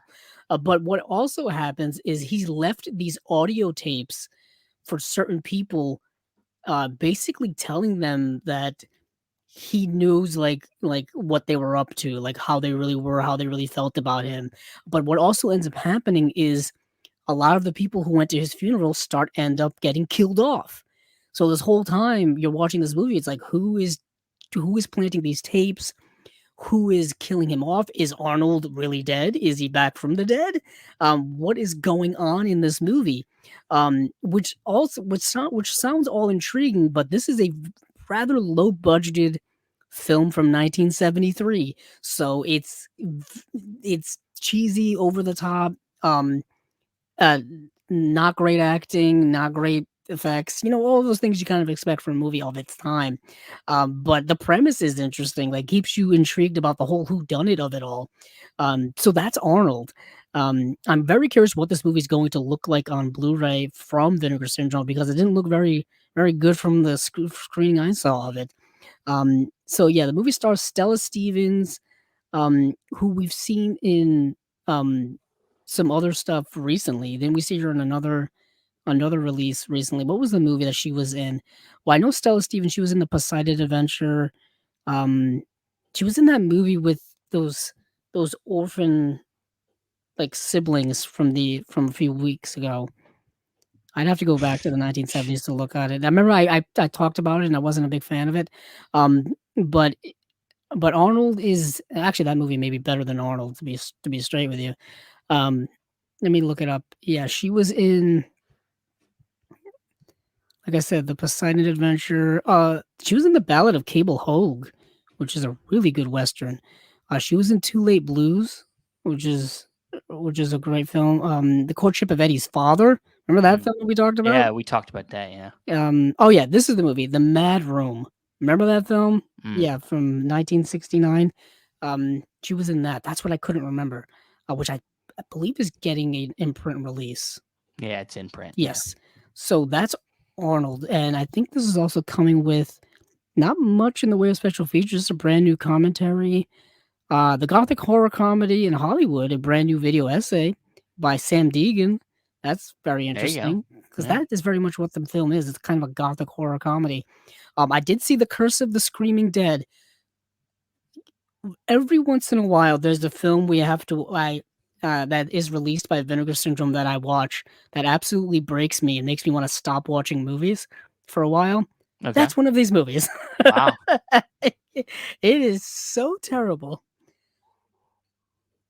It's got I such a like it's got after it, such a I was good like, title I though. can't do it. It's a great title. It is a great title, but it's another one of these just awful 80s so low budget slasher films that bored me to tears. It didn't help that the filmmaking in it was so bad that it all took place at night and I couldn't see anything because the lighting was so terrible and the quality of what I was watching was so terrible. Or so bad. But yeah, the premise of the film: three young couples head off into the woods for a weekend of camping, bear guzzling, and lovemaking. Of course, three most important thing to do in an 80s horror film. Shortly into their trip, however, one of their group, Kiyomi, notices the strange sound of bells ringing in the distance, prompting her would-be boyfriend Mel to investigate. Upon stumbling across a Civil War cemetery, of all the things, Mel makes the ill-fated decision to pocket an old diary he finds hidden at the site, which details the violent fate of the Confederate soldiers buried there. Little does he realize that this seemingly small act of theft will have grave consequences, as its pilfering triggers a horde of rotting undead soldiers to awaken from their tortured slumber, ready to feast on Yankee flesh. That's the movie, and that's the movie. I can't even Yeah. explain. Like that's the whole movie right there. Um, and yeah, it's got a little Evil Dead vibe to it. If Evil Dead had a less of a budget, Mm. um, and was way like Sam Raimi at least was doing interesting things with camera work I and was gonna stuff like say that. it just sounds that I mean I hate to say it, lack of talent maybe here. I Um, think that obviously that must be the case. Not yeah, not lack of passion, yeah, lack of talent. yeah. Because yeah, so this movie is getting a 2-disc special edition, I guess, with loads of special features here. Steven, I don't know if you're reading this special features list, but we've got commentary tracks and all kinds of special features. Looks like they got everybody involved who was making this movie. There's a 43-minute documentary um on here as well. Holy crap, there's a lot. There's a Put a lot lot on into here. this A shit. lot of for this release for a movie that I really did not like at all. I'm sorry, Uh, man. yeah, but moving on from there, I did see Evil Judgment. This movie I was Yeah, I was actually gonna able say to I think I watch last forgot to night. say that in my initial rundown. Yeah, Evil Judgment. I couldn't remember if you had said that. This movie was actually rather engaging.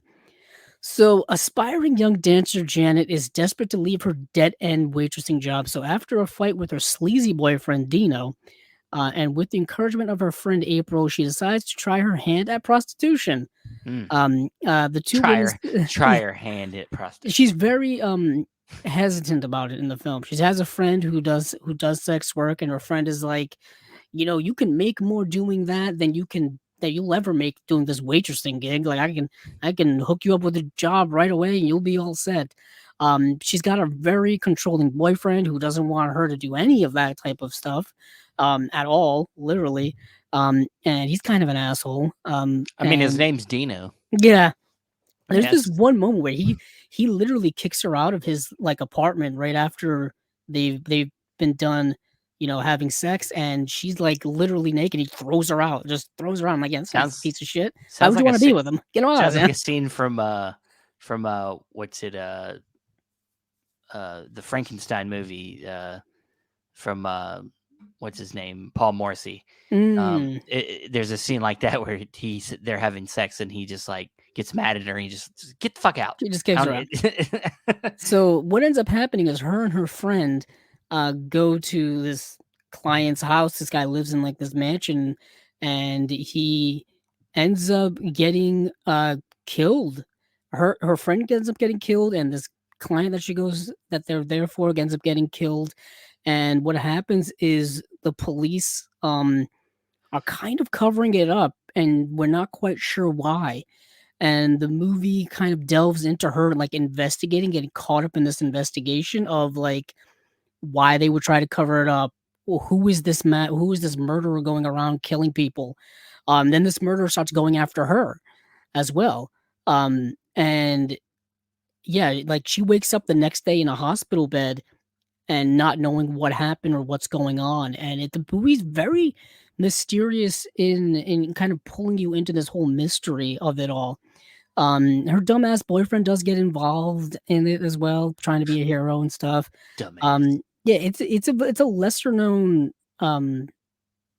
like, twisty turny thriller of the 80s, I think. Low budgeted, not great acting, all those things, gratuitous nudity here and there. But of all of those films that we've been watching throughout the podcast that are of that kind, this one I minded the least of all that.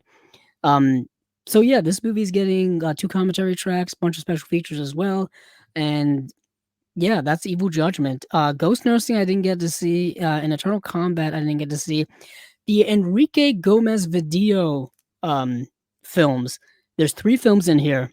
There there's one called, Verano Salvage or Savage Summer. There's another one in here, called Johnny Chicano from 1981. And then the last one here is Muerte en el Playa, or Playa, also known as Death on the Beach. Um, let's see here. I want to mention Verano Salvage or Savage Summer is available to stream on Tubi, but with no English subtitles. So for Ah, those of you who speak Spanish fluently or know Spanish, you'll be okay. For those of you like myself who don't, that doesn't help. hmm. It doesn't help. It very much I does knew not there was a help. catch. There Yeah. was always a catch. So I wanted to make that distinction. Um, yeah, these are interesting films that are dealing with like there's a lot of hypersexuality in these films, violence, um, uh, homoeroticism in these films as well. It's a very interesting kind of cross section of different subgenres that are going on in these films. I didn't get to check them out. They felt very much like almost like like his take on telenovelas, but like made them more sleazy and theatrical. That's what I've kind of got the gist of Hmm. with these. Um, I yeah, it's in the other two. I think in Eternal Combat is a I just want to see. Yeah, it's a Chinese film that's dealing with a lot of supernatural things going on in it. I wanted to read um someone's review on Letterboxd of it because it kind of summed it up pretty damn well.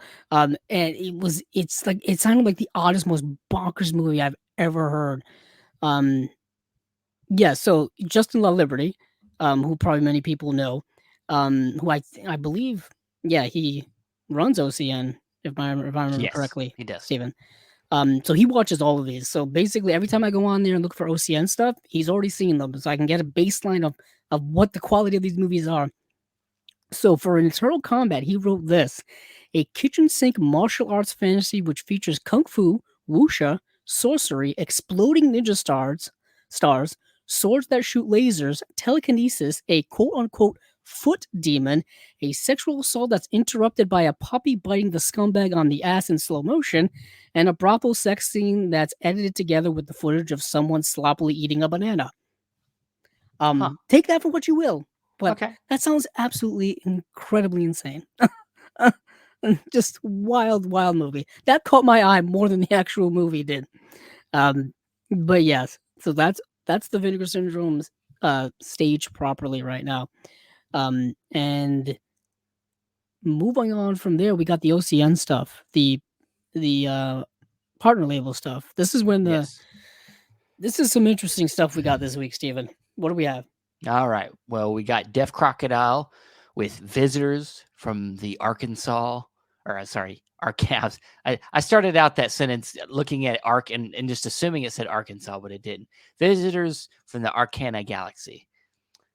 From Dark Star Pictures, we have Hitman's Hero, aka Sensitive New Age Killer. Interesting title. From Canadian International Pictures, we have The Hard Part Begins. It's its 50th anniversary special edition. From Decalogue, we have Fuji or Fu. Is how you pronounce that? Fuju. Fugue, Fugue. You're like a right. fugue state. Yeah, I Yeah. got you. Yeah. Umbrella Entertainment, we have a double feature of Day of the Panther and Strike of the Panther. And then we have from Yellow Veil Pictures, we have We Kill for Love. From Agfa, we have the double feature, the Defilers plus a Smell of Honey and a Swallow of Bryn. Um, and from Factory 25, we have Out of Time, the material issue story.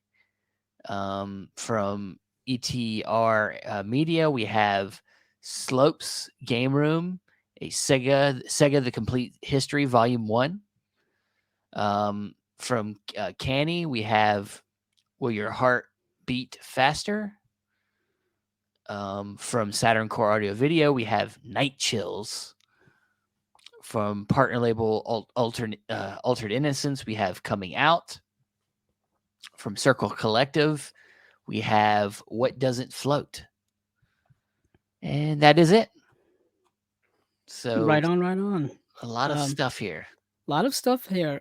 From what I've seen, um, some interesting things. First up, right off the bat, I want to say the highlight for me, or the best movie that I saw of all the ones I did get to see from these films, is Coming Out, Altered Innocence. Yeah. Yeah, this is the best movie of the slate, at least from my perspective. Fantastic film. 19 movie came out in 1989. Couple of interesting things, context surrounding this film. This is the last film. This is actually the first and last film dealing with LGBTQ plus themes ever put out in East Germany. This is also the last film ever screened for the public in East Germany. Came out November 9th, 1989, which is the day that the Berlin Wall was opened up, or the night that the Berlin Wall was opened up. Mm. So, interesting historical piece from there. For those of you who do not know any of what I'm talking about, quick brief history. There used to be an East and West Germany. East Germany was part of the USSR, uh, the old Soviet Union, and then once the Soviet Union collapsed, the Berlin Wall was opened up, and East and West Germany became one country again. This is like due to post World War II politics. Um, bless me. Bless you. Thank you. They and so when that happened, um, political world change, huge historical moment, 1989. But this is the last movie ever ever publicly displayed from East Germany, and the first one dealing with those themes. And this is a movie dealing with literally what the title suggests: someone going through the emotional effects or the emotional journey of coming out as a gay person, of someone who is fighting within themselves about their identity as someone who has homosexual feelings for another person or several people. And this movie centers around a character who is a school teacher, who starts a relationship up with a woman very at the very beginning of the film. His name is Philip Klarman is the character's name. Um, and he is at the beginning of his career as a new school teacher, and he starts in a relationship with this woman named Tanja, and they have a really loving relationship. And until one day, an old flame comes back into his stratosphere in his life, who is a man, and it brings up all of these old feelings that he used to have, of not only romantic feelings but just this sense of anxiety and self-hate and things like that, because of growing up in that world, and being taught probably to that homosexuality is terrible and all this kind of stuff. So having to deal with all of those external issues, all come back and hit him like like a ton of bricks, and hit him just in a big wave, and he becomes very tumultuous within himself, trying to deal with all of those feelings and trying to deal with that part of his past, that part of his present, and what his future is going to be. And the movie is very, very good. It it reminded me very much on the same emotional level of seriousness of, remember the movie Shame by Steve McQueen? Mm. I know that movie's dealing with um Michael Fassbender's character is dealing with sex addiction Yeah. and the path that leads him down that dark, self-loathing, just Well, dramatic, you know what I mean? And this movie brings that kind of weight to it, but dealing with obviously with other themes.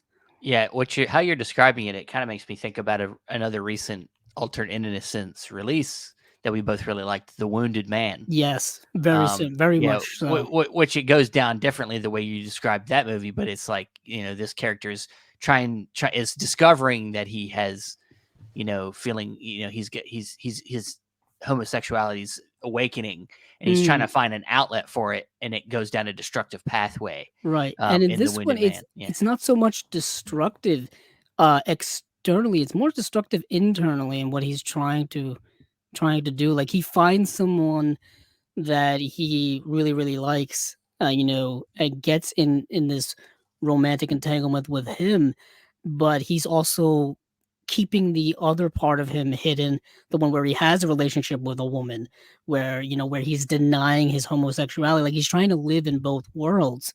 And the movie is not really touching on the concept of bisexuality, but you could see where that would be a theme, an underlying theme throughout the movie, dealing with possibly bisexuality, but they don't really touch upon it as much. But yeah, the movie is really, really good. Specifically for a film to come out at that time about this subject in the USSR of all places, is fascinating to me in and of itself. But it does help that the movie is very, very good. So that's definitely the highlight for me of this week. And this is kind of what Alter Innocence done. They're all about LGBTQ and coming of age films of artistic stuff and whatnot. It's a shame that this is not coming with more special features. All we get is a video essay here by Tom Boy. That's all we get. Hmm. So yeah, that's coming out. Very, very good. I wanted to see where I saw the film just because I think it's in the. Oh, I rented it on Canopy. So if you have access to Canopy, it's available to stream or rent on there for free. If that's part of your library service, highly recommend it for those of you who have access to it. But moving on from there, I what did I watch? Oh, Day of the Panther.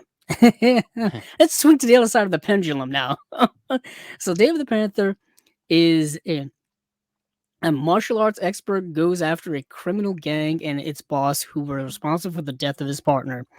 It is exactly what you think it is. It is a 1980s low budget B movie action fest of a film that's over the top ridiculousness, a la like you've seen in several other movies we talked about, like American Ninja, the Arnold Schwarzenegger films of the world at the time, Chuck Norris stuff that was going on in the 80s, all this stuff. It's very, very similar to that. You know what I mean? This movie also comes with its sequel. What's it called? Strike of the Panther or Strike of the Return of Panther. Strike of the Panther. Yeah, Strike of the Panther, which coincidentally, apparently they made these movies back to back and then released them, I think, in consecutive years or something like that. So if anything, like that strategy of making two movies back to back was a little before its time because we've seen that in modern time. Lord of the Rings was made back to back to back. The second and third Pirates of the Caribbean films were made back to back. Did you just say Caribbean? Yeah, I did say Caribbean. It's Caribbean. I Come guess on, it is man. Caribbean. It doesn't matter. It can be pronounced that way, but I don't hear anybody saying Caribbean. Yeah, I don't know what I was thinking of. You're weird. Matrix 2 and 3. We're shot back to back and released in the same year. Yeah. They were released like 6 months Weird. apart in theaters. They didn't waste any time with that. But if anything, like that's one of the caveats of the movie. The movie's fine if you like those 1980s, just over the top action, like turn your brain off type movies with terrible acting and just like nothing plots. It is available to stream on Tubi. It's available on there. So like that's kind of fun. Next is a film I watched called Fugue, actually from 2018. Coincidentally, there are two movies called Fugue that came out in 2018. This is probably the better of the two, in my opinion. So the premise of this film is Alicia suffers from memory loss and has rebuilt her own free-spirited way of life. 2 years later, she returns to her former family to assume against her will her role as wife, mother, and daughter. So this movie, right at the beginning of this movie gives you the definition of fugue or what a fugue state is. Basically, a temporary loss of events that happen, amnesia, I guess, for a specific allotted amount of time. I find that happens to me, when you wake up from a nap or something and you're in like a fugue state of like, where am I? What's going on? What's all this? What's a nap? A nap is one of those things where you sleep during the day Or you mean you when sleep you're when tired. you mean you don't sleeping outside of normal sleeping hours? Yes. I don't know what that is. No, yes. Sorry. Anywho, so this woman disappears for 2 years and she returns and she is a she's a rather different person than who she was before she disappeared. And the whole film is told in a manner that's very, very cold, very, very serious, and just you're gonna end up like not liking the people in this film and not liking the woman in general. She's not very endearing. Like she comes back to her family and she's very cold to them. And they're very cold to her. And because she's like a completely different person, she's different haircut, different style, different way of acting. She like her child seemed like they've never even met before, let alone mother and uh, son. You know, and it's a small child. So it's very interesting the way the film approaches identity and approaches um a life lost, really, or a previous self that's completely gone and having to reinvent yourself and trying to make these connections with your old self, but sometimes you just can't do it. Like that person's completely gone. You know what I mean? I always mention, how like 2015, I would say, oh, that's several lifetimes ago, or 2007 is several lifetimes ago for me, because I'm not the same person I was back then that I am now. You know what I mean? And in a way, the film is kind of dealing with that, but to the rather extreme of that. And the film does delve into what happened to her, why she disappeared, and the film is dealing with how traumatic events can vastly change a person. So the film is dealing with a lot of those things. I rather like the film a lot. It was a pain to track this film down to watch. I will tell you that. Um, Although it is available to rent on Apple TV for $8. It is available to rent on Amazon for $4. It's available to if you subscribe to the streaming service, which I don't really um, know a lot about, called Classiki. Classiki is a streaming service. I think that's dealing with Eastern European and Central Asian um, films, like films in general. It's dealing with, I guess, like Polish films, Russian films, stuff like that. Um, in that area of the world, I've seen it come up a few times. I just don't know what it is. And I can't subscribe to another streaming service. There's just too many of them still. It's There's just dude, it's too damn many, I and the I prices keep going up. The I keep prices keep going trying up. I keep trying to justify getting rid of something, and there's just How I try to get rid of Disney, and my wife's like, "But we have a kid now," and I'm like, "I own a lot of Disney movies. We don't need to fucking keep this shit." So I don't have any children, and I still have Disney because I have to watch. What I do love the classic Disney library and all the yeah, classic Disney shows, and all the stuff they've got in their library, as well as the new stuff they're producing. This new Star Wars yeah, it's series, not the a new lot of Marvel good. There's series. not a lot of good stuff there, though. I'm The sorry newer that. stuff, they've been deleting stuff too. That's a thing now on streaming. We can just delete shit Yeah, that we've been making over the last like 3 years. Gone, just gone. I Never just existed. I Never just can't. existed. I just want to get rid of it. Baffling.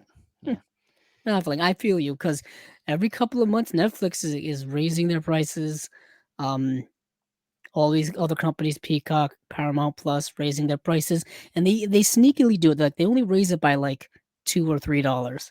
You know what I mean? But then it's like $2 or $3 more, $2 or $3 more, and they yeah, get you. That's how yeah. they get you. Anywho, that's the I world of streaming. I But hate. Fugue is a very very good film. I very much enjoy that film. Um, I did get to see the movie The Defilers. Um, Of course, you watched I that. cannot for the life of me give this a rating on Letterboxd because it is a movie A movie in and a quotes. half. It's a movie in quotes. So this movie came out in 1965. So the premise of this film is as such: two young thugs kidnap a young girl and keep her in the basement of an old warehouse, where they forcibly make her their sex slave. That's the premise of the film. Huh. And yeah, Very that's the movie. complicated, that movie. Um, yeah, the movie. It's more of a historical fascination of a film, uh, in the sense that making this movie at that time during this kind of sexual explosion of the 1960s and all that kind of stuff, but to make a movie this seedy and this like revolting of the time, because it's not like it didn't have the same vibes as like a sexploitation film to me. It just felt like a dirty movie that also, it was more implication than what you were actually seeing on screen. So it's not like it was an adult film, but it's a movie that has obviously a very very adult premise to it, adult entertainment premise to it. And it's just, yeah, what a seedy, dirty film that I feel like you would watch in underground movie theaters in the '60s that, like, you were afraid you would be arrested for watching it, these types of movies. Yeah. Basically, movies that John Waters would watch back in the day with his friends. Like, I feel like that's the type of dirty vibe this movie gives off. And this movie was not easy to track down, to watch. It is streaming on on the streaming service Cultpix, and you can rent it on Amazon for $1.99.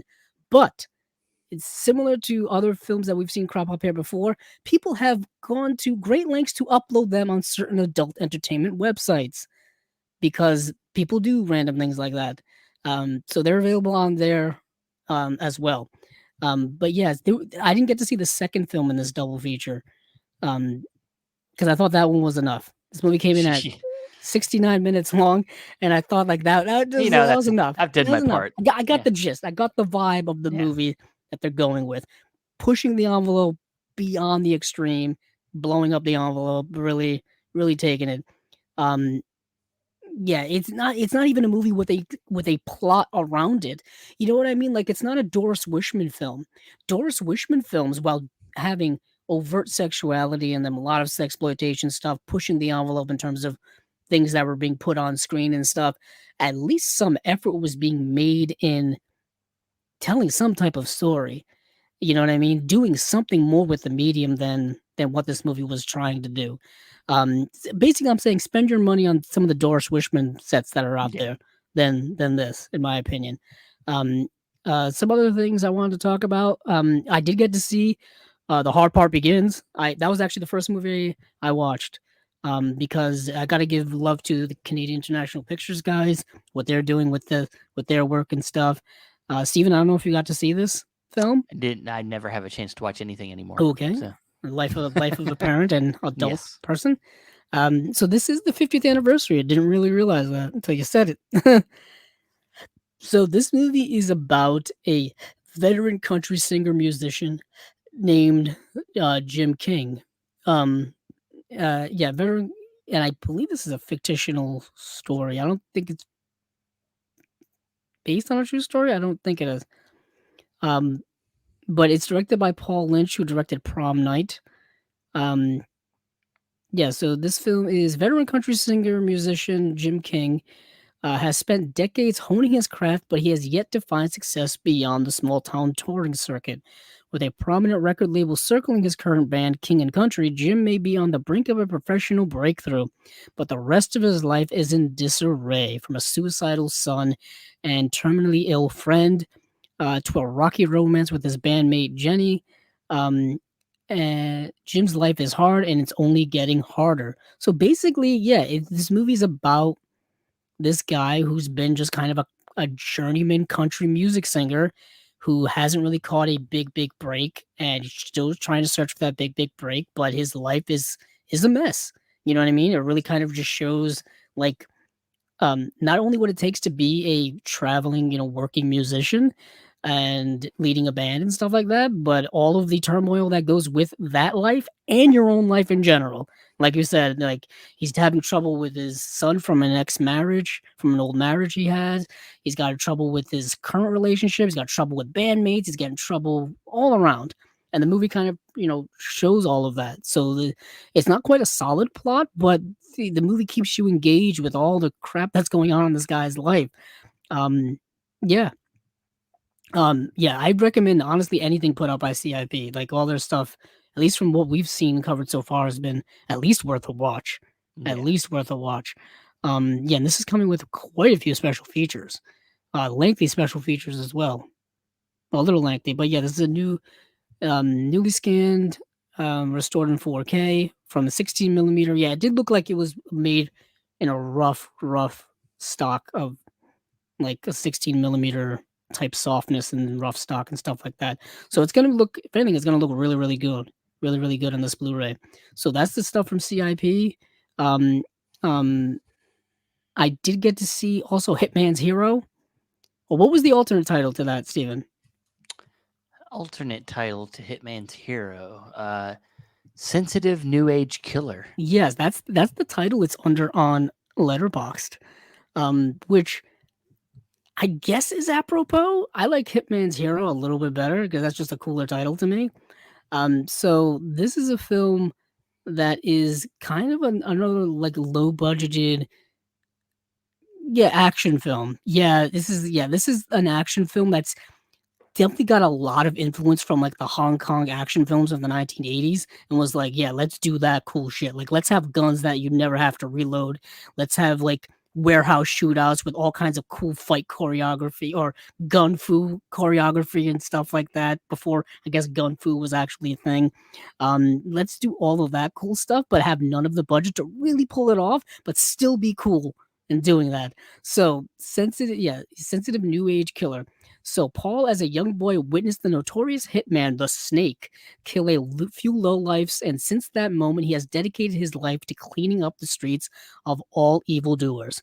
Helping Paul with contract killings is his best friend George, who had been having an affair with Paul's wife. This movie, taking that premise, you'd think it would be rather straightforward, but oh no, it's not. There's some over the top wacky shit happening in this movie. That George character who is sleeping with this guy's wife has a serious like mother son fetish when it comes to sexuality in the film, and it is rather depicted in rather disturbing ways in the film. And the film doesn't stray away from that, from being like weirdly sexual in that way. There's this police officer who's basically blackmailing him to basically be her sex plaything the whole time throughout the movie.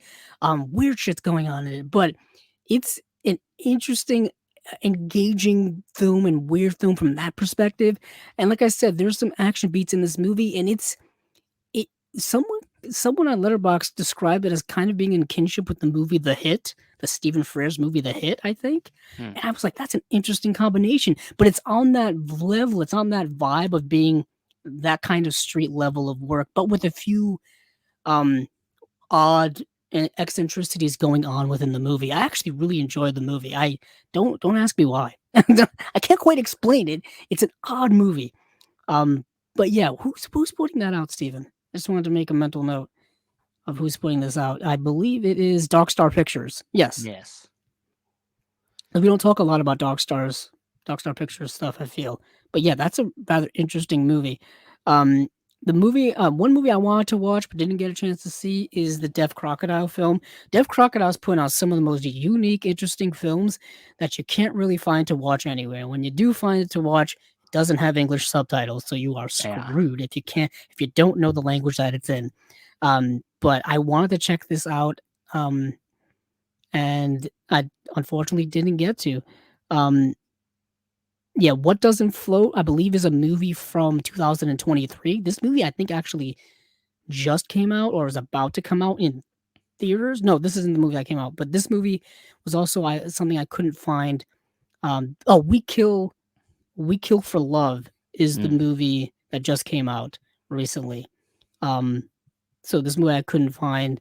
Um, the complete history of no Slopes Game Room Sega: The Complete History, Volume One. You can watch all of this on YouTube because it's a it's stuff taken from a YouTube channel. Yeah. So originally created on YouTube channel Slopes Game Room, these 10 short films showcase the creation of arcade classics such as Daytona USA, Outrun, Super Hang On, House of the Dead, Afterburner, and Space Harrier. Alongside these are nostalgic home console franchises such as Streets of Rage and Altered Beast. Then, of course, you have the obscure titles such as Congo Bongo and The Seaman, and why not? So this has like 10 basically YouTube videos on there, and the total runtime is 340 minutes, which is about 5.5 hours, 5.5 hours, something like that. So you have Afterburner, Altered Beast, Congo Bongo, like I said, Daytona USA, and these are all on there. I grew up playing Sega in the 90s, so these are very, very familiar.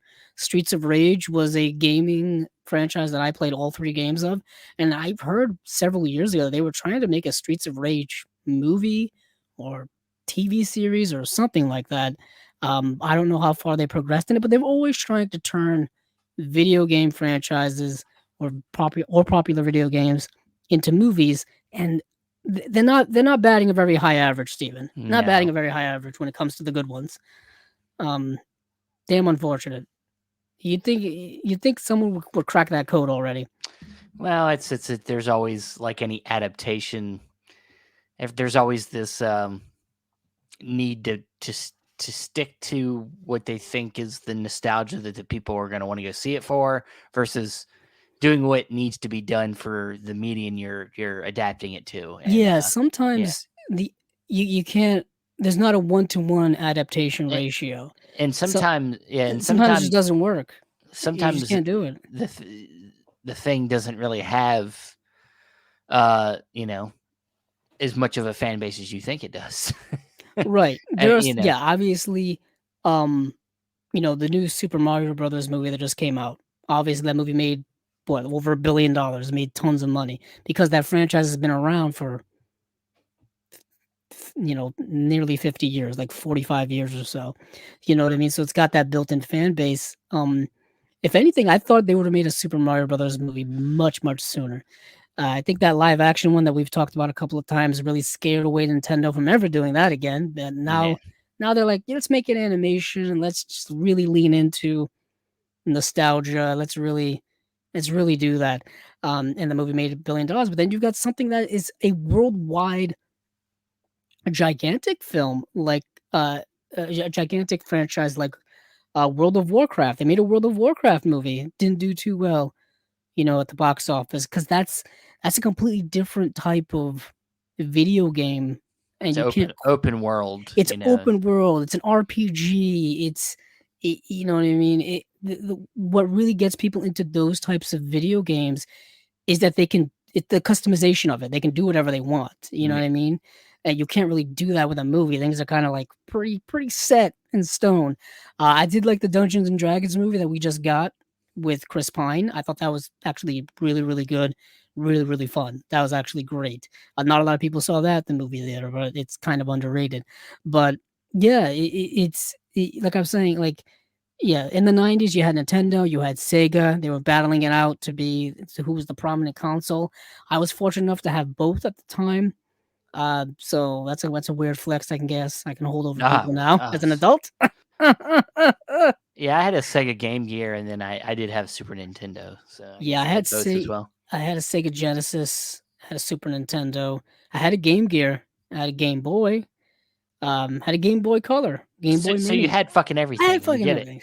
Yeah, Let me just rub it in. you're Uh, privileged. We I get it. had I had both PlayStation and Xbox. Oh. Yeah, you're privileged. I get it. But back to the task at hand. So yeah, Slopes Game Room Sega: The Complete History Volume 1 is basically a collection of all of this person's YouTube videos that he went to great lengths to making about these Sega game franchises. You can watch all of them on his YouTube channel right now if you so choose to. But this special Blu-ray will come with um like extra special features and all kinds of stuff that you probably can't find on there. Let's see, what else do we got here, Steven? Um, Night Chills. Night Chills, I wanted to track down because this movie sounds bananas, and I could not find it to save my life, even though it did come out in 2001. Um, yeah, this is Saturn's course, it was straight to video. Avid role player John is a loner and outcast, even with the insular wood of his oh boy, that's not a word. Even the insular world of his weekly convening tabletop RPG club, he is both bullied and ostracized. The outspoken crush he harbors for Brooke, one of his fellow players, remains bitterly unrequited. Damn shame. Daunted by frequent humiliations and Brooke's continuous rejection, John commits suicide in a fiery car wreck. No, never the answer. Unfortunately for the game master and the member of the gaming circle, fantasy soon becomes a deadly reality as John is mysteriously returns for revenge on horseback in the form of his former gaming alter ego, the vengeful knight Sir Callio. The members of his club who previously taunted John are slaughtered one by one as the ghostly knight leaves behind a bloody trail of carnage as well as an ominous red ruse as at the site of each murder. What a premise. Hmm. What a premise of revenge, I guess. It's a revenge story. Um, that is a very interesting premise for that movie to be coming out in 2001 and coming out today in on Blu-ray in the modern world of gaming, where you see a lot of gaming community has a very toxic male fan base, and you know what I mean. And like that feels like that's something that's you could pull that right out of today's headlines and make that movie today, and it would still be relevant, if not more relevant than back in 2001. Back in the day, back in the late 90s, early 2000s, online gaming was really just starting, especially internet gaming and stuff like that. We were just really starting to get into it. So now it's obviously exploded into a whole big industry. There's professional leagues and all kinds of stuff. What an interesting premise of the movie called Night Chills, and of course it's spelled KNIGHT because you Mm-hmm. got to get that in there. Um, so I is that was there That's anything it. else here, Steve, that you had any interest in? No, no. That You've kind of commented on things that looked kind of interesting to me already. Yeah, Um, I know that the one from Factory 25, I believe, is a yeah, I think a documentary. Yeah, the material, um, out of time, the material issue story. Out of yes. time, the material issue story examines the tragic story of a rock band on the cusp of superstardom, cut short by frontman Jim Ellison's suicide. The film tells the story of Material Issue, a pop trio from Chicago that was literally out of time, sandwiched between the post-punk era of the 1980s and the alternative rock movement of the 90s, searching for its identity in the gritty world of rock and roll. That sounds very interesting. That Like sounds in like that something movie, I'd be into. Yeah. yeah, that's something I would definitely be into as well. It's from 2023. It's 68 minutes long. Um, fascinating, fascinating. Um, so yeah, so that's I think that's everything. I just wanted to make sure to cover that because that looks Mm. good. All right. Well, as usual, tons of stuff to gander at. Please let us know if there's anything that you've seen that we didn't get a chance to talk about on here because Andrew hadn't got a chance to see it. Please suggest to anybody. Please join us on our Facebook group. Let us know.